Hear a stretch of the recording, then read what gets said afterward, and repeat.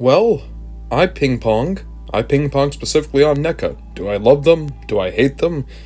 I guess I went into a really weird trend this year where I really liked them, and now I'm kind of right back to regretting I own these, but I also don't want to get rid of them because they're characters I like.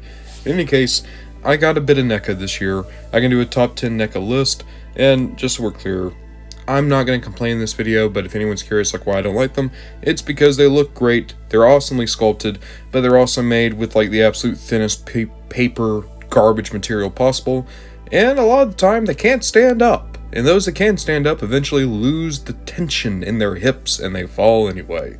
But with all that out of the way, these are not guys who made it on my top 10 list of NECA figures for the year. These are all just figures I really liked and heavily considered. And the only rule is these figures did not have to come out in 2023. They just had to be purchased by me in 2023. With all that said, let's see which NECA figures I really gravitated towards.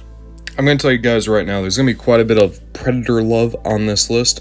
And for some reason, I just really like the Gort Predator. Of course, the Gort Predator is one of the random backgrounders from Predator 2. He's using the kind of like prototype mask from the Jungle Hunter from the first Predator movie. But yeah, this Ultimate Edition Gort Predator, they've done all the Lost Tribe as Ultimate Editions. I don't have all of them yet. Out of the ones I do have, Gort is absolutely one of my favorites. Mostly just because I like the coloration. Like, I like how the copper is starting to become a little bit green there on the shoulder pad. And also, I don't know, that the mask is cool. And when it comes to a Predator, isn't that all that really matters? The mask is cool. Number 9 has to be Warduke. I guess because of the Dungeons & Dragons movie that came out this year, there was suddenly a whole new fascination with remaking the old toy line. I've not got many of the figures, but the one I did have to get was this Warduke. His joints are just a little too tight, and I've heard some breakage stories. But overall, a beautiful looking figure, and one that would feel right at home if you were, like, say, doing a DC shelf, or a Marvel shelf, or a NECA shelf. Warduke is one of those designs where, if you like it, you can kind of justify putting it anywhere. And we're right back to Predators with the Jungle Hunter. So this is the Predator from the first movie, the new Ultimate Edition version. He, of course, has all the little bells and whistles you could possibly want, and some cool blast effects. When it comes to Predator designs, at least for our main movie Predators, I actually do prefer City Hunter, but I've not been able to pick him up.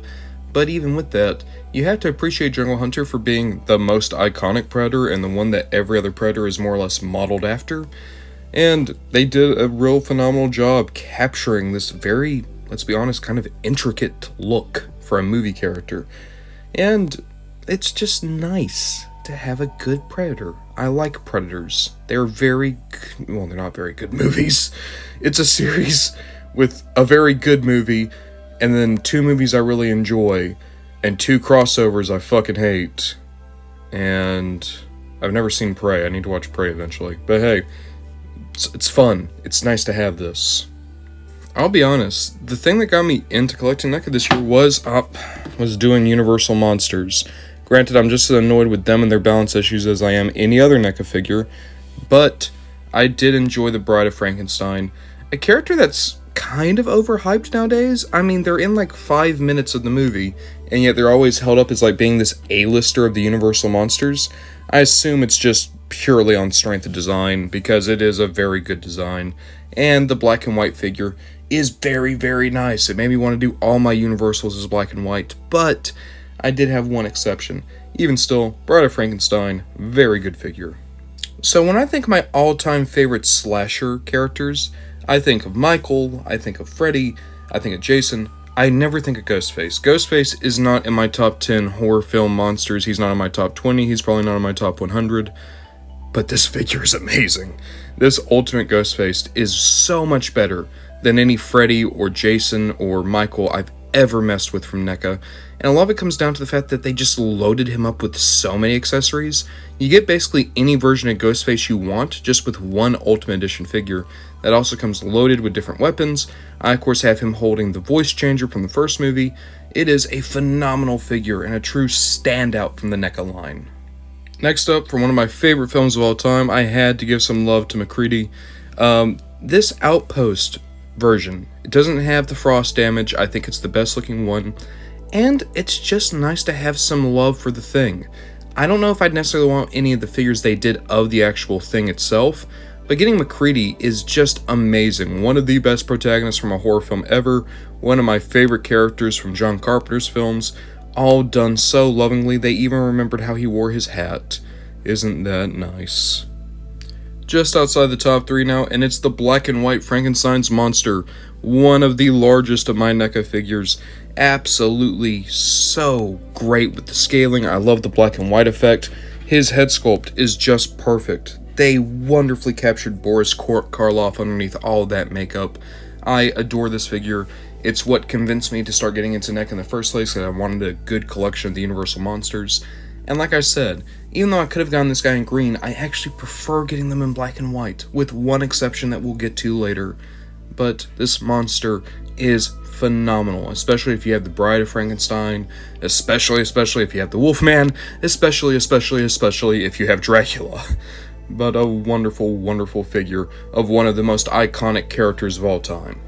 At number 3, my bias is showing because I adored gargoyles as a kid. And I gotta say, I really love this Demonica.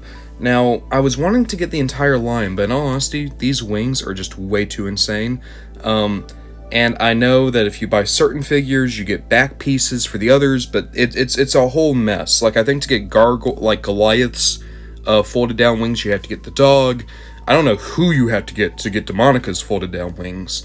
It's one of those things where it's like, hey, you could have just backed it in there, NECA, instead of being scumbags. But instead, I got Demonica. I got my favorite design from the show. Basically the only villain, because for some reason, aside from MacReady, my whole thing's been like I should only get bad guys or villains or monsters for my NECA shelf.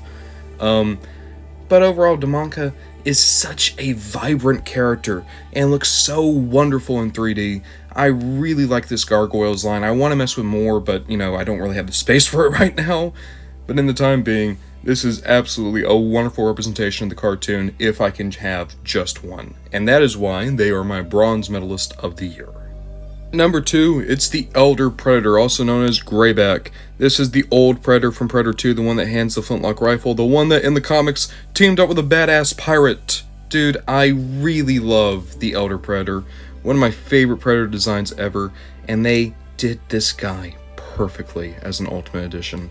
I think that this is just the standout figure from the Predator line that I've experienced so far, and I honestly kind of considered putting it as number 1.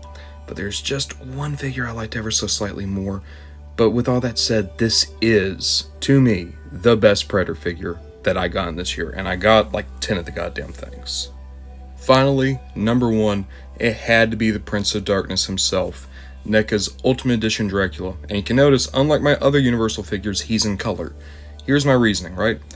When I have all the Universal monsters, I want them together, and Dracula, I want to have extra attention given to him, and when you get down to it, the skin tone isn't all that noticeable from afar, but that one shot of red is. So because to me he is the anchor of the Universal monsters, he is the linchpin of that series and their iconography, he gets to be the in-color version. And this is just the best figure I've ever seen for Bela Lugosi or for Dracula. So well sculpted, an incredible likeness to the man, so many accessories, so many great little pieces picked out with paint, and the cape, even though it has issues connecting to the body, is done incredibly well, just giving you a great Dracula for your money. The top 10 NECA figures in the bag. We should only have one more list after this one, but I do have to say, NECA is a company that is capable of some great achievements with their figures, even if they're not always my personal cup of tea.